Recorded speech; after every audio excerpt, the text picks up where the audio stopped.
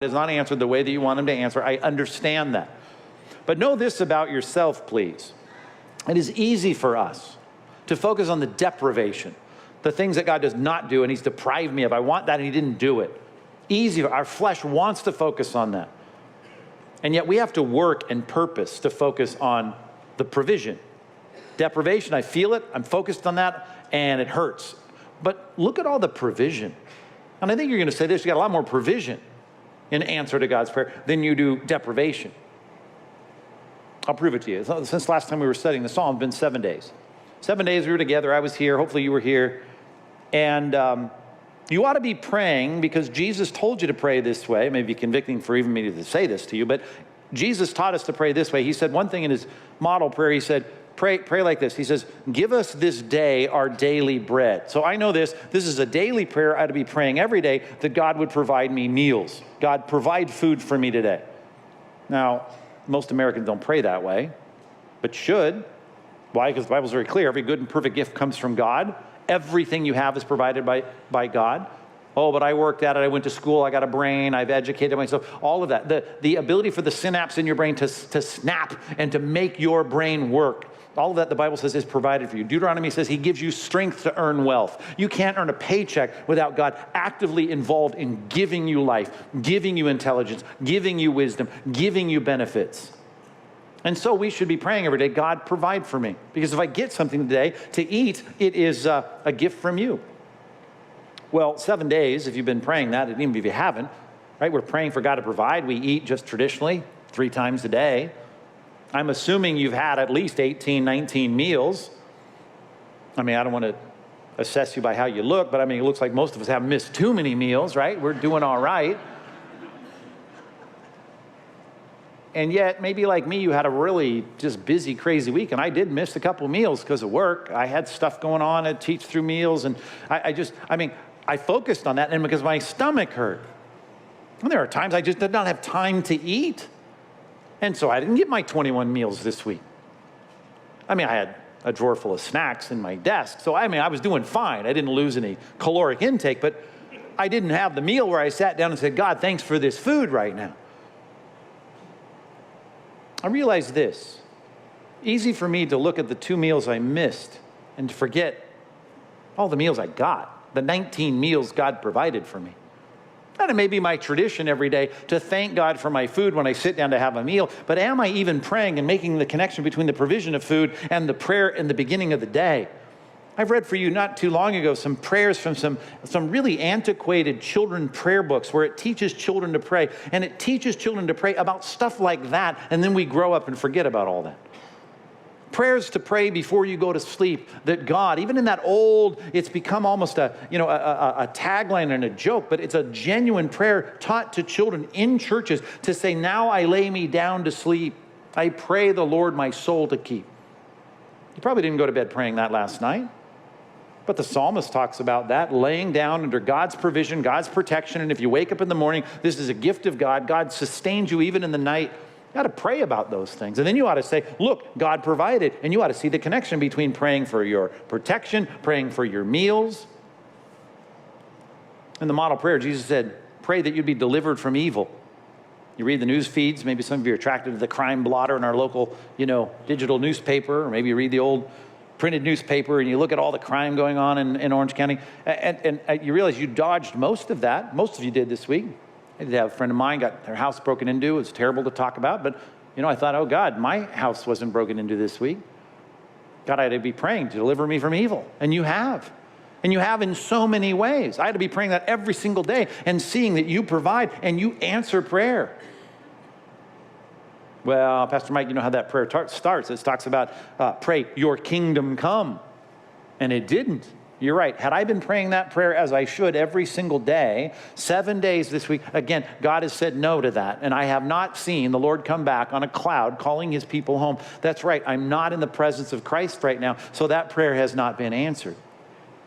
And I can focus on that if I'm even ardent and faithful in praying like I should. But then the next thing it says, your will be done on earth as it is in heaven. That's a mixed bag. And that's the part where I have had a lot of things that I've prayed about, and God has provided. And then there's some things that haven't been provided the way I want. I feel like your will's not being done here, and I'm going to keep on praying. But I need to realize all the things that God has done in terms of how his will has been accomplished in my life just in the past week. These are things God teaches us to pray every day. Jesus said, pray like this. And when he answers, you ought to be saying, I love you because you answered. Now, in this case, there are terrible things and traumatic things and things that will bring you to the brink of death. Maybe it's cancer. Maybe it's some terrible thing about your finances, and you're praying in panic, and you're praying in the sense of verse 3, anguish and distress. Fine, we ought to pray then too, but we ought to be praying about everything every day so that when God answers those prayers, because he's going to answer those prayers, and most of the time, he answers in the affirmative. If we just start to pray more often and see the connection between God's provision, God giving through his good and generous hand to his people, it would accelerate your love for God just to start keeping track of those. Psalm 9, verse 1, I will give thanks to Yahweh with my whole heart. I will recount all of your wonderful deeds. We're not doing that very well. It's been a constant theme throughout the Psalms we've been studying here. We need to be thinking more about God's answer to prayers. And when you do, and you itemize those, you will recognize that's a fuel, a catalyst, a motivation, and encouragement for my love for God. I love God because look how good he is to answer my prayers. Verse 5. Gracious is Yahweh and righteous. Our God is merciful. Why is he focusing on this? Grace and mercy. Why? Because of this. Verse 6. The Lord, Yahweh, preserves the simple. When I was brought low, he saved me. Now, what's helpful there is tying these words together. Gracious and merciful with the word simple. The word simple is putting it nicely. The word simple is often used for someone who's dumb, foolish. Sometimes it's translated very properly, naive, ignorant. But here's the psalmist saying, God, you saved me. And he's starting this with words like gracious and merciful. And much like we've seen in David's praying, sometimes he's praying for the mercy of God, even though he's stepped into problems that he has created himself. And he says, God, though, look, he has answered my prayers, even though I made the mess in the first place. And I'm thinking to myself, look how gracious and merciful God is. And that reality highlights the grace and mercy of God. And those two things, they sit as bookends in the middle of this word, righteous. God is righteous. Look at that. God is righteous. The Lord is righteous. That's a standard of perfection and rightness, and there it is. And that is the path, and I'm not on it every day, and neither are you. We deviate from it all the time. We fall short of the glory of God. And the good news is God is merciful, and he's gracious, even when we're dumb. God has stepped in and helped us. That's the grace of God. The mercy of God, I don't get the bad I deserve. The grace of God, I get a bountiful provision in things that I don't even deserve. I sit back and say, God is such a gracious God. We ought to focus on the grace of God. You'll be focusing on it in eternity. When you pass from this life to the next, we'll sit back and say, God was so gracious. I didn't even realize how merciful and gracious God was to me. Number two, you ought to love the Lord because he is gracious to you. He's answered your prayers, and he is tremendously, exceedingly gracious in not giving you all you deserve in terms of judgment and consequence when you've been ignorant. I read a story this week about drivers in the suburbs of Denver who drove into a marsh, into a bog, and they got their cars, dozens of them stuck. 100 people followed their GPS, Waze, or Google Maps, or whatever it was, right into this bog because there was construction going on in this road, and so the alternative route took them down this path on this road, and the road had signs up saying road closed, and yet all of them went right by those signs and got their cars stuck in the mud. Look this news story up. It's interesting. And I thought to myself, you're kind of ignorant to avoid what's right in front of you. You can see it. This is not good, not to mention all the cars in front of you kind of dipping into the mud. You should realize that your phone is now leading you astray. Stop it. And yet they ignorantly followed their own path.